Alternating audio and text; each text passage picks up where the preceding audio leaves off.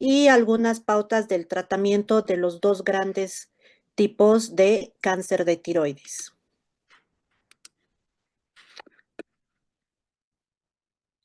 Bueno, la incidencia de cáncer de tiroides a nivel mundial, vamos a ver si vemos los tumores en general, ocupa el séptimo lugar. Y como van a ver, las gráficas de incidencia es bastante amplia, pero miren el de mortalidad. Y vamos a ver, claro, esto va a depender del tipo de tumor, pero el más frecuente realmente tienen un pronóstico muy bueno, ¿no? Hay un mínimo porcentaje que fallecen. Si vemos la relación entre hombre y mujer, vamos a ver que cáncer de tiroides es mucho más frecuente en general en las mujeres.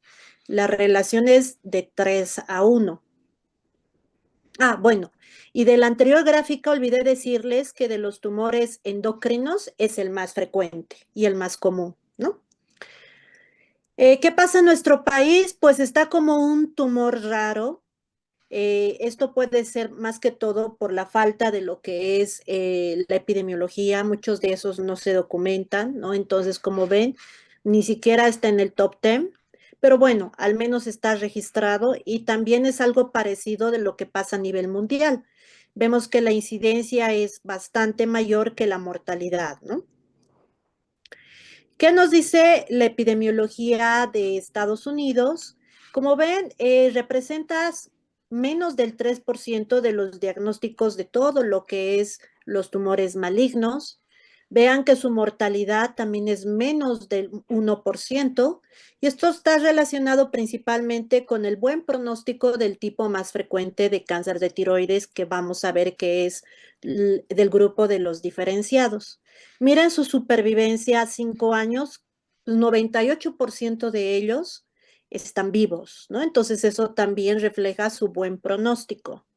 Vamos a ver que un buen porcentaje se diagnostican en etapas localizadas, hasta en el 65%. Casi el 30% ya tienen compromiso de los ganglios regionales, y miren que menos del 5% se diagnostican en etapas metastásicas.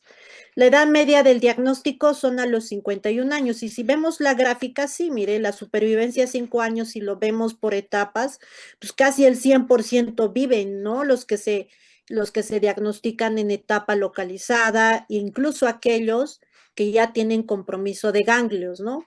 Y miren que cuando ya están en etapas avanzadas, es casi el 50%, ¿no? Que están vivos. Ahora vamos a ver la clasificación para poder entender toda la clase. El cáncer de tiroides tiene estos tres grandes grupos, y para poder comprenderlos tenemos que recordar la anatomía, bueno, perdón, la histología básica de lo que son los folículos tiroideos, ¿no? Recuerden que un folículo tiroideo está tapizado principalmente por dos tipos de células, ¿no? Las células foliculares, que es la que secreta la hormona tiroidea, y las células parafoliculares, ¿no? Que es la que secreta principalmente calcitonina. Entonces, de estas células foliculares es donde se originan los tumores de tiroides malignos más frecuentes, que son los cánceres diferenciados, ¿no? El cáncer diferenciado entonces se origina, digamos, su célula normal son las células foliculares, ¿no? Y de estos tenemos dos tipos principales. El más frecuente, el más común, es el cáncer diferenciado de tiroides tipo papilar, que representa aproximadamente el 80%. Y entre el 10 al 20% está el cáncer de tiroides diferenciado de tipo folicular.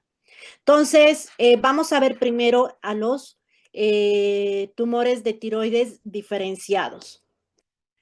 ¿Cuáles son los factores de riesgo para este tipo de tumores? A diferencia de otros, solamente el 5% están relacionados a síndromes hereditarios, es decir, que hay una historia familiar de cáncer de tiroides, ¿no? Donde indagamos principalmente a los familiares de primer grado, ¿no? Si recuerdan, en la mayoría de los otros tumores representaban entre el 10-15%, pero aquí representa solamente el 5%. Generalmente hemos dicho que un factor de riesgo es ser mujer. Hemos visto que la relación con los hombres es de 3 a 1. La mayoría de ellos ocurren de edad de 40 años o más. Muchas de ellas tienen historia de exposición a radiación. ¿Qué tipo de exposición a radiación? Pueden ser dos tipos. Radiación por exposición ocupacional, porque en su trabajo están expuestos, como por ejemplo los imagenólogos, ¿no? Por eso ellos usan su mandil especial que tienen y tienen también un aparato aislante ahí de la radiación, o que hayan recibido radiación como parte del tratamiento de otro tipo de enfermedades. ¿Qué tipo de enfermedades? Por ejemplo, cáncer de mama, pues parte del tratamiento de algunos tipos de cáncer de mama es la radiación. Linfomas, también algunos tipos de linfomas, especialmente cuando son niños, también hay que reciben como parte de su tratamiento radiación. Entonces, la radiación se ha visto que está asociado como mayor, que tiene, digamos, una evidencia de acuerdo a los estudios observacionales. Y luego hay otros que, como verán, de acuerdo a esta gráfica, muchos están relacionados con exposición a sustancias, ¿no? Pesticidas y muchas que están relacionados con sustancias que se utilizan en fábricas, de pinturas. Entonces, todo esto puede estar, pero no está, digamos, descrito de una forma contundente como es la exposición a la radiación.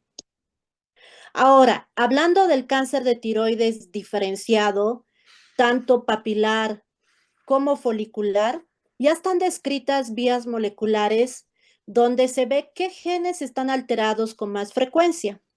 Recuerden, esta es la membrana celular, estas son las vías de transducción y finalmente es la proliferación descontrolada, ¿no? Entonces, esta vía ya la hemos visto en muchos otros tipos de tumores, ya es conocida, es la vía de RAF, BRAF, MEK, ERK, ¿no? Entonces, esta vía, que generalmente está activada por receptores de factores de crecimiento y algunos por citoquinas, es una de las vías que con más frecuencia está alterada en este tipo de cáncer de tiroides diferenciado. Y dentro de esta vía varía un poco los porcentajes de qué genes están alterados. Si vemos en el cáncer papilar de tiroides, vamos a ver que alrededor de la mitad, si lo ponemos en promedio, la mutación de BRAF es la que con más frecuencia está alterada, ¿no? En segundo lugar está el reordenamiento del gen RET, ¿no?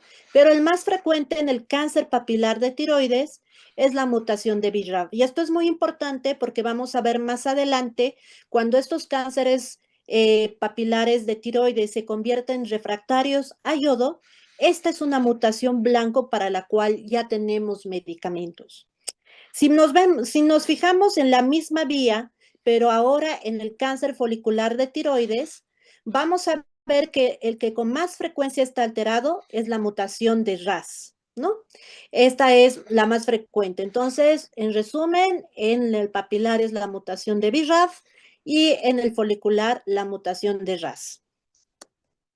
Y esto es nada más para mostrarles lo complejo de todas las vías moleculares y algunos blancos donde ya se utiliza terapia blanco molecular, ¿no? Entonces, aquí tenemos otra vez, si ven el receptor del factor de crecimiento endotelial vascular, donde está involucrada la vía anteriormente vista, ¿no? La vía RAS, BRAF, MEK, ERK y la proliferación descontrolada.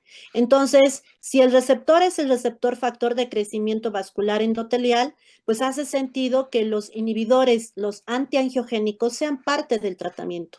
Y de hecho se utilizan, ¿no? Tenemos aquí sorafenib, lenvatinib, que son antiangiogénicos, ¿no? Y ven que en cada una de las mutaciones ya hay fármacos que bloquean. Miren, aquí tenemos cuando la mutación está en BRAF, como hemos dicho que la mayoría está en cáncer papilar de tiroides, y a estos medicamentos anti-BRAF como bemurafenib y dabrafenib ya se están utilizando, ¿no?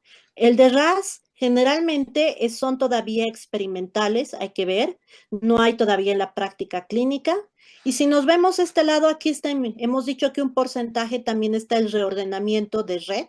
Entonces, para red ya tenemos fármacos, tenemos cabozantinib y vandetinib, ¿no? Que vamos a ver que se utilizan en algunos tipos de cáncer de tiroides. Entonces, en resumen, esto es las mutaciones en cáncer de papilar de tiroides, de todo lo que les acabo de decir.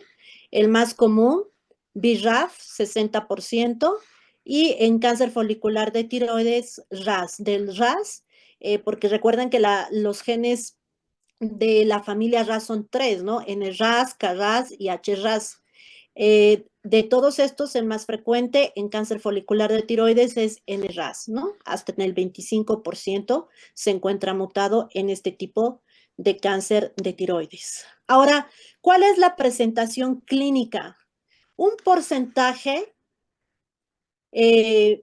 mucho más frecuente se presentan de forma asintomática y muchos de ellos se encuentran de forma incidental, ¿no? O sea, la mayoría de ellos, los que son más curables, tratables, no te dan síntomas y los encuentran por otros estudios, ¿no? Ahora, especialmente nosotros, los oncólogos que hacemos tomografía de cuello, tórax, abdomen y pelvis para tapificar, o muchas veces hacemos PETs. Entonces, de forma incidental, por otro tipo de razones, para tapificar, no sé, un cáncer de mama, para hacer un seguimiento de algún paciente oncológico que ya terminó el tratamiento. Entonces, se encuentra de forma incidental y generalmente pequeños, ¿no? Pequeños los consideramos en tiroides menos de 1 centímetro y esos ni siquiera el paciente se dio cuenta, pues, ¿no? Eso fue un hallazgo incidental. Entonces, un buen porcentaje son asintomáticos y se encuentran de forma incidental. Hemos dicho que es más frecuente en mujeres que en hombres y hay un porcentaje menor que son sintomáticos, ¿no? Hemos dicho que la mayoría, incluso siendo sintomáticos, el 90% son localizados, ¿no? De un 5 a 35% ya tienen invasión a la cápsula de la tiroides y hasta un 10% invasión a lo que son los vasos sanguíneos de la tiroides. Aquí nosotros nos importan mucho los niveles de los ganglios a nivel cervical. Recuerden que en el cuello tenemos niveles que van del 1 al 5 y generalmente los que están afectados a nivel de la tiroides van desde el 3 al 5, ¿no? 80% pueden tener invasión ganglionar, pero la mayoría de esto, el 40%, son incluso micrometástasis. Entonces, todavía estos son tumores de un crecimiento realmente muy lento. Recuerda que estamos hablando del primer grupo de cáncer de tiroides, que son los cánceres de tiroides diferenciados. Los sitios de metástasis cuando dan, recuerden que hasta solo un 3% de estos pacientes llegan a ser metástasis. El lugar más común de los cánceres de tiroides diferenciados, indudablemente hasta en el 50% de los casos, es el pulmón, ¿no? El pulmón es el lugar más frecuente. Luego tenemos en segundo lugar el hueso, y luego son raros, ¿no? Hasta puede haber en el cerebro. Ahora, dependiendo si es folicular y papilar, en el hueso va a depender, ¿no? El folicular generalmente en el 55% es más hueso, ¿no? Que en el papilar, y la mayoría son en columna y seguido de la pelvis. Ahora, ¿cuál es el abordaje?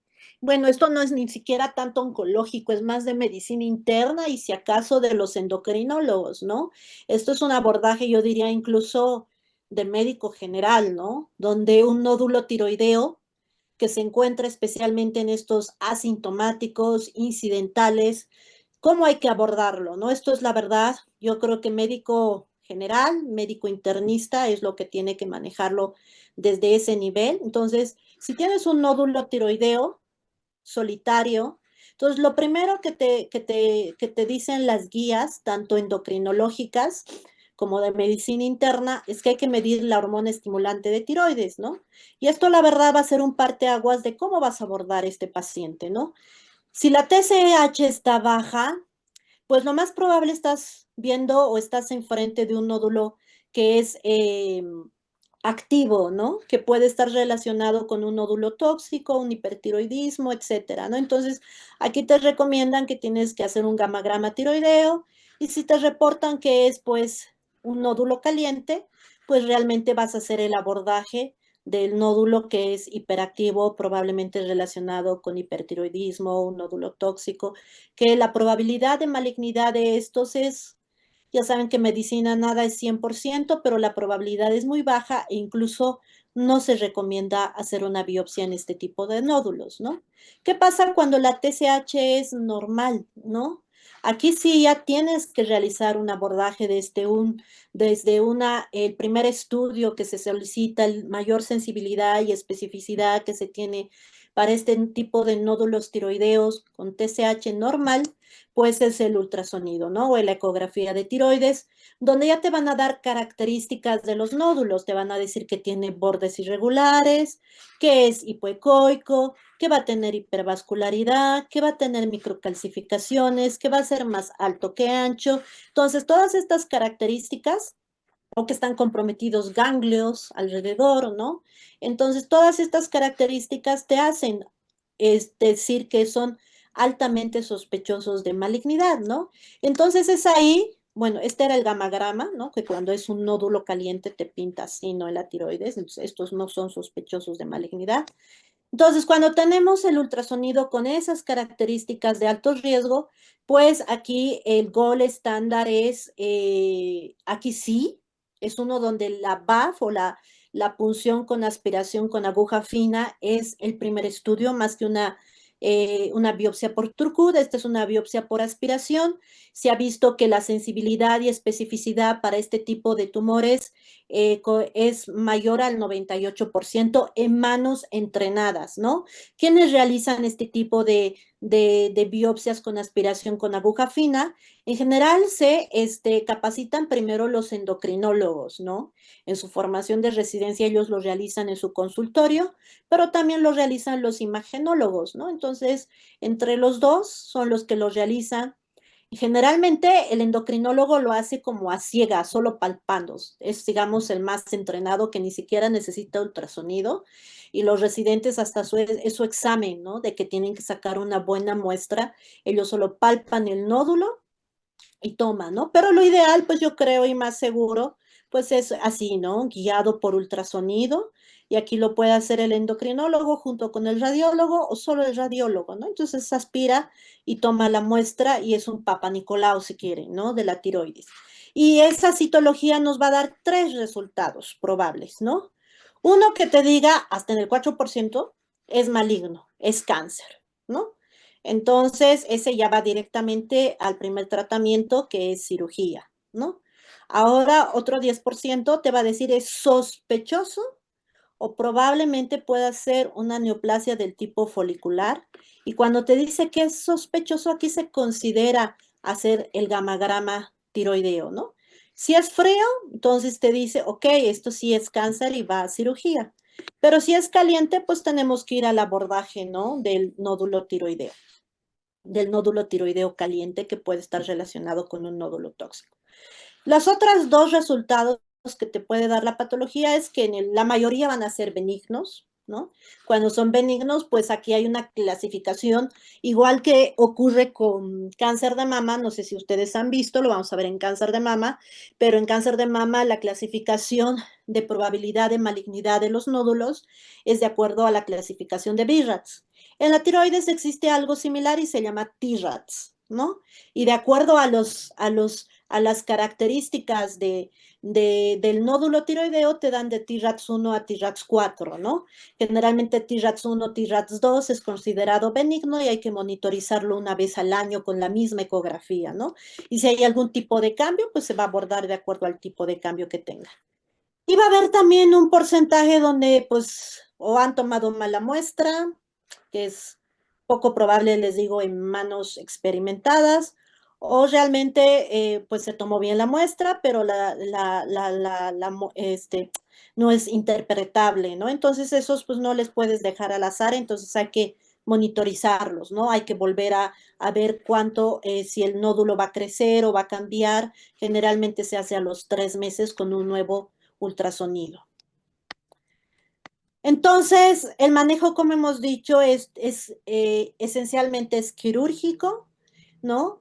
Donde tenemos dos tipos de cirugía que son controversiales, que de acuerdo al tipo de nódulo, al tamaño, sí tiene características de alto riesgo, están ahí peleándose en realizar o la tiroidectomía total o considerar la lobectomía, ¿no? La lobectomía generalmente lo consideran aquellos tumores de bajo riesgo. Aquellos tumores de bajo riesgo son generalmente aquellos que son menos de 2 centímetros, ¿no? Los más pequeños, los T1, T2, ¿no? Y pues se ha visto que también no ha habido una diferencia en cuanto a la probabilidad de recurrencia local entre hacer a este tipo de tumores de bajo riesgo, realizarles lobectomía contra lo que es una tiroidectomía total, ¿no? Luego, lo que también está algo discutido es la disección de los ganglios de forma profiláctica en este tipo de tumores de tiroides. Recuerden, estamos todavía en los diferenciados, ¿no? Entonces es algo discutida en los tumores pequeños, pero en los tumores grandes, T3, T4, que generalmente son más de 4 centímetros, sí está recomendada realizar una disección central profiláctica de los ganglios, ¿no? Y aquí están los grupos de alto riesgo de recurrencia de este tipo de tumores. Aquí se consideran de bajo riesgo de recurrencia cuando es menos del 5%, intermedio cuando tienen del 6 al 20 y alto cuando son más del 20%, ¿no? Entonces aquí vamos a ver que los porcentajes de estas características son todos estos para los tumores de tiroides diferenciados que son considerados de riesgo intermedio, ¿no? Entonces, van a ver que todos los porcentajes, a excepción de invasión vascular, que está aquí como que está entre los dos, está entre el 15 y el 30%, esto de la invasión vascular debería estar tanto como acá, como en intermedio, como en alto riesgo. Pero vean las demás, todas se encuentran entre menos del 20%, ¿no? Vamos a ver algunas. Por ejemplo, cuando te reportan en la patología que hay invasión microscópica a tejidos blandos, miren, el tumor es menos de 4 centímetros, tiene la mutación de BRAF, es una histología agresiva, es decir, son poco diferenciados, hay invasión vascular, ¿no? Hay más de 5 ganglios invadidos, pero todos son menos de 3 centímetros, hay focos metastásicos en cuello que son ávidos al yodo radioactivo, ¿no? Entonces, porque después van a ver, después de que hacemos la cirugía, hacemos un scan, un gamagrama, ¿no? Con yodo radioactivo para ver si capta o si hay tejido residual. Y vamos a ver que las características de alto riesgo, pues a todos los que tengan en la resección ganglionar que sean más de 3 centímetros, son características de alto riesgo, que haya invasión macroscópica a tejidos peritiroideos, ¿no? Que tenga una resección incompleta, miren, hasta el 100%, o que ya durante la realización del gamagrama que realicemos después nos reporten que tenga metástasis a distancia, ¿no? Entonces, todas estas son características de alto riesgo. Y bueno, todas esas características, ¿para qué nos sirve? Nos sirve para ver si le vamos a dar tratamiento adyuvante. En el caso de la tiroides, el tratamiento de adyuvancia que se da por excelencia es la administración de yodo radioactivo, que puede ser adyuvante, pero también puede ser sistémico. Entonces, ¿cuáles son los objetivos? ¿No? Una es que sea el tratamiento sistémico, como les he dicho, porque también si se detecta que tiene metástasis, se da yodo, nada más que es en diferentes dosis. Tiene un objetivo también adyuvante para disminuir las probabilidades de recurrencia y también para ver si hay tejido residual después de la cirugía, ¿no? Entonces, estos tres objetivos tiene dar el tratamiento con yodo radioactivo, en este caso el yodo 131, ¿no? Número uno, ver si quedó tejido después de la cirugía. Número dos, para dar tratamiento adyuvante cuando está localizado y disminuir las probabilidades de recurrencia. Y número tres, el tratamiento ya enfermedad metastásica conocida. Y además de todo esto, se debe considerar que la supresión de la hormona TSH debe ser mucho más que los objetivos en una persona normal. En una persona con hipotiroidismo, por ejemplo, quieres que la TSH esté entre 3 y 4, ¿no? Pero a pacientes que han tenido cáncer, lo que queremos es que esté muy bien suprimido. De hecho, se utilizan dosis de levotiroxina mucho más altas, ¿no? Aquí se prefiere que esté menos de 0,1 de TSH. ¿Y con qué monitorizamos? Con tiroglobulina, ¿no? La tiroglobulina es el marcador tumoral, si quieren, para el seguimiento del cáncer diferenciado de tiroides. Pero bueno, una vez que das el yodo 131, pues igual que pasa con varios tratamientos oncológicos, hay un momento en que deja de funcionar. Y eso es lo que se define como resistencia al yodo, ¿no? Entonces hay varios escenarios donde se consideran resistencia al yodo y ahorita lo vamos a ver, esto que les muestro en el cuadro, les voy a mostrar en gráficos, ¿no? ¿Cuándo se considera resistente al yodo? Cuando el tejido tiroideo ya no te concentra el yodo, ¿no? Una vez que tú le administras el yodo, si hay tejido residual o hay tejido metastásico en alguna parte de la tiroides, entonces el yodo normalmente cuando es sensible al yodo pinta, enciende, ¿no? Pero ahí están las lesiones y ya no pintan. Una vez que captan, no te demuestra eso en el estudio, te está diciendo que es resistente al yodo, ¿no? Lo mismo cuando pasa después de la cirugía, porque hay tumores que pueden ser resistentes desde el inicio al yodo 131, ¿no?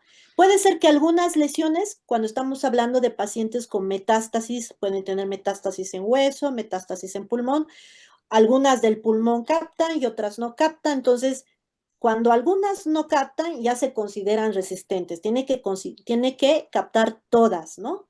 O si las lesiones metastásicas progresan, aumentan a pesar de concentrar el yodo, o sea, sí las captan, pero aún captando tienen más lesiones que el estudio previo, ¿no? Entonces, eso también se considera resistencia al yodo, ¿no? Y también de acuerdo a la dosis, que estas lesiones hayan crecido y ya se haya recibido más de 600 milicuries. Realmente, esta dosis de 600 milicuries se considera el tope, ¿no? Es la dosis más alta que en general se da a pacientes que ya están en etapa metastásica. Y esto lo que les acabo de decir es de forma gráfica, ¿no? Aquí, por ejemplo, nos está hablando de varias lesiones y ninguna capta, ¿no? El rojo es sin captación y el verde es con captación, ¿no? Todos estos escenarios son resistentes al yodo. Aquí hay lesiones de cáncer de tiroides y como ven, ninguna capta, resistente. Aquí tres captan y una no capta. Solo porque una no capta ya se considera resistente. Y aquí miren, todas captan, pero a pesar de captar, crecen, ¿no? Entonces, eso también se considera resistente al yodo. Entonces, teniendo el concepto de resistencia a yodo, este es el tratamiento que se da, el tratamiento sistémico cuando ya estamos hablando de pacientes que son refractarios al yodo. Y aquí nos tenemos que preguntar, ¿estos pacientes son sintomáticos o asintomáticos? Si son sintomáticos y es solo una lesión, hay que tratar de resecarla, ¿no? Radioterapia o cirugía. Si ya son múltiples lesiones, aquí entra lo que les mostré al principio en cuanto a las alteraciones de los genes. Aquí se utiliza terapia blanco molecular, no tiene ningún papel la quimioterapia, ¿no? Aquí está, por ejemplo, lenvatinib, que si se recuerdan en el gráfico era dirigido contra la mutación de RET, ¿no? Y aquí tenemos sorafenib, que estaba relacionado con la mutación de BRAF, ¿no? Aquí se utiliza lo que es la terapia blanco molecular. Ahora, si el paciente es asintomático y la enfermedad no crece, miren, se puede dejarlo en observación con vigilancia de imagen, que puede ser el mismo gamagrama, con niveles de tiroglobulina o con PET-CT, y en el momento que crezcan, recién darles tratamiento, ¿no?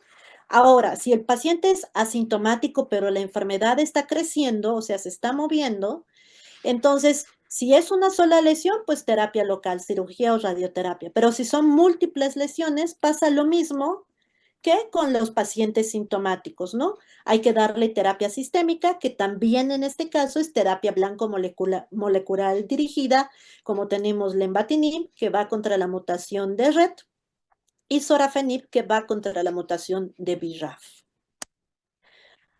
Y estos son los fármacos, nada más para que los conozcan, que son todos terapia blanco molecular, que se utilizan, como hemos mencionado hasta ahora, en cáncer de tiroides diferenciado, ya sea folicular o papilar, es terapia blanco dirigida, ¿no? Mira, aquí tenemos vandetanib, donde el principal es inhibidor de la mutación de RET, cabozantinib también es principalmente de RET, estos ya son más nuevos. Dabrafenib es el inhibidor de BRAF y aquí algunos de los efectos secundarios. Todas estas son pastillas tomadas. El paciente no necesita hospitalizarse, ¿no? Mira, aquí están sus dosis y todas son pastillas.